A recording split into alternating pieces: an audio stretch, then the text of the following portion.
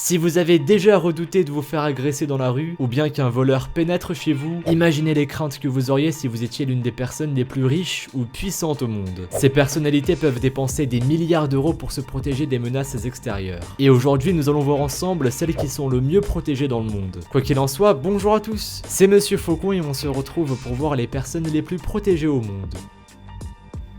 Numéro 1. Vous ne serez pas surpris d'apprendre que Donald Trump est l'une des personnes les plus protégées du monde. Le président des États-Unis est l'un des hommes les plus puissants de la planète. Sa protection est donc considérée comme indispensable. En plus de ça, on sait tous que Trump est le président le plus détesté de l'histoire des États-Unis. Et quand on voit le nombre de manifestations qui sont lancées contre lui dans le pays, on peut en effet craindre pour sa sécurité. Heureusement, Donald Trump dispose d'une garde dont l'efficacité n'est plus approuvée. En effet, ce sont les services secrets américains qui sont chargés de sa protection et de celle de sa famille. Deux unités distinctes au sein de cette organisation sont responsables de surveiller le président. La première rassemble ses gardes du corps qui le suivent partout, dans ses déplacements et même jusqu'aux portes de ses nombreuses résidences présidentielles. La deuxième, appelée Counter Assault Team, est composée d'une poignée de tireurs d'élite qui sont chargés de suivre le président de loin. Ils sont armés jusqu'aux dents et doivent posséder de très bons réflexes afin d'être capables de repérer une menace potentielle de loin et la neutraliser avant qu'elle ne puisse atteindre le président. Mais vous vous doutez bien que ce n'est pas tout. Et oui, un rapport publié en 2018 a montré que les États-Unis dépensent près de 2 millions d'euros par jour en moyenne, rien que pour assurer la protection du président et de sa famille. Quand on entend de tels chiffres, on ne s'étonne plus de constater qu'à chacun de ses déplacements, Donald Trump est suivi par une flotte de 7 avions transportant sa limousine, le personnel de la Maison Blanche, les agents de services secrets chargés de sa protection, mais aussi une vingtaine de camions pouvant résister aux armes à feu. Avec tout ça, le président des États-Unis ne risque pas grand-chose.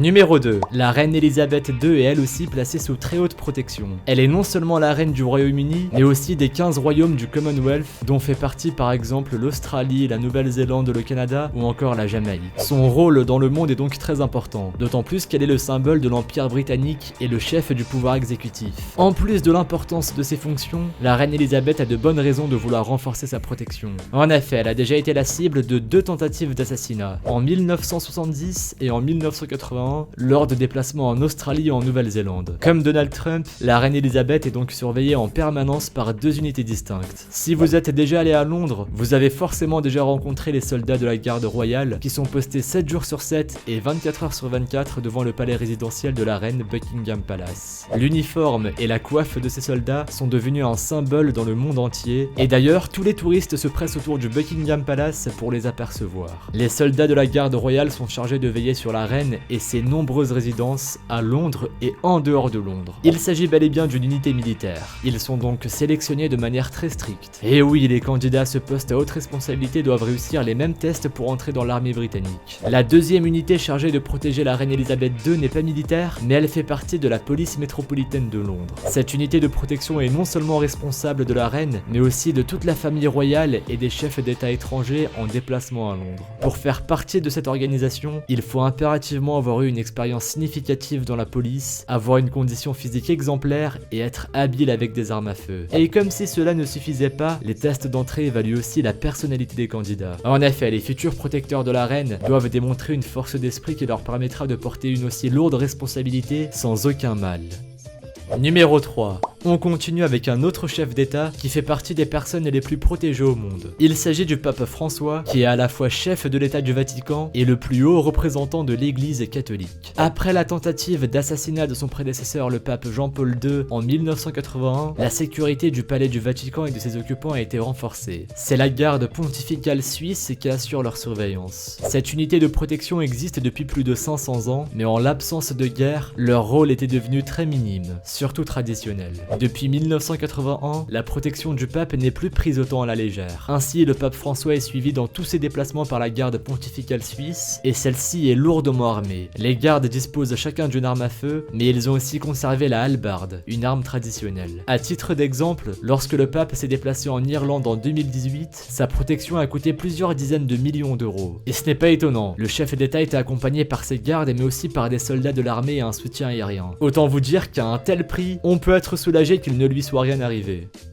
Numéro 4. Quand on parle de protection, le chef d'état de la Corée du Nord Kim Jong-un n'a pas à se plaindre. Plus de 15 000 personnes travaillent pour lui en tant que garde du corps et ils sont très soigneusement choisis parmi les soldats de l'armée populaire de Corée. En effet, les futurs gardes du corps de Kim Jong-un se doivent d'être en excellentes conditions physiques et d'exceller dans le tir et les arts martiaux. Mais ce n'est pas tout. Lors des sélections, on regarde aussi du côté de leurs antécédents familiaux. Si une maladie génétique ou une déficience mentale est constatée dans les deux précédentes générations, ils ne pourront pas être admis comme garde du corps du chef d'état, même s'ils ont réussi les autres tests avec brio. Vous aviez peut-être déjà vu des images de la visite de Kim Jong-un en Corée du Sud en juin 2018. Alors qu'il quittait le pays, sa limousine était protégée par 12 gardes du corps à pied qui entouraient complètement la voiture en courant à côté. En plus de ces gardes du corps, Kim Jong-un dispose aussi d'une garde supplémentaire qui est chargée d'assurer la sécurité de tous les lieux où il se déplace. Par exemple, ce sont eux qui vérifient chaque nourriture ou boisson qu'avalera le dirigeant au cas où quelqu'un aurait décidé de l'empoisonner. Le chef d'état nord-coréen a pensé à tout.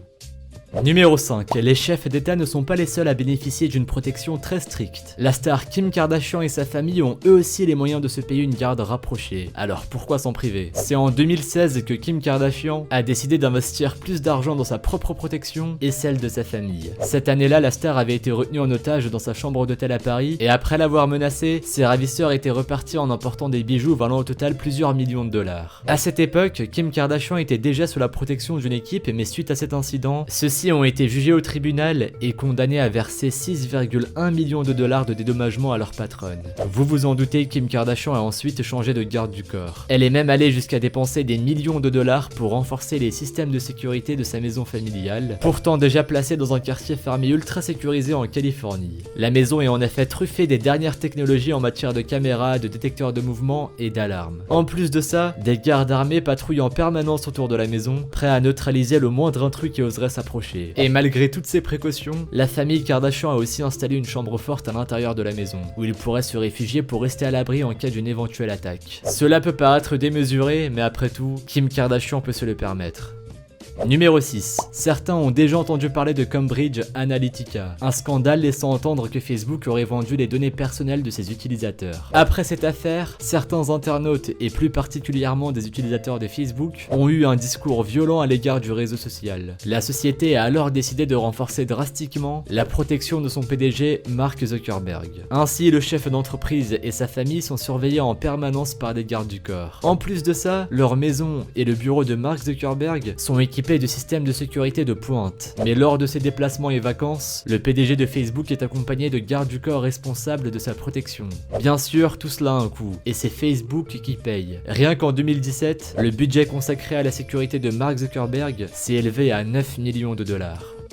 Numéro 7. On termine avec un autre chef d'entreprise qui est tout aussi bien protégé que Mark Zuckerberg. Il s'agit de Jeff Bezos, le fondateur d'Amazon. On peut comprendre pourquoi cet homme cherche à se protéger, puisqu'il a récemment été désigné l'homme le plus riche de la planète, détrônant Bill Gates. En effet, Amazon aurait dépensé 1,6 million de dollars en 2018 pour assurer la sécurité de son PDG. Celui-ci est aussi bien protégé durant son temps libre qu'au travail, et sa protection n'est absolument pas prise à la légère. Pour ne citer qu'un exemple, les murs du bureau de Jeff Bezos ont été recouverts d'un panneau pare-balles en fibre de verre d'une épaisseur de 3,8 cm. Leurs installations a coûté 180 000 dollars à l'entreprise. Au moins, si une attaque au fusil a lieu un jour dans les bureaux d'Amazon, le PDG sera protégé.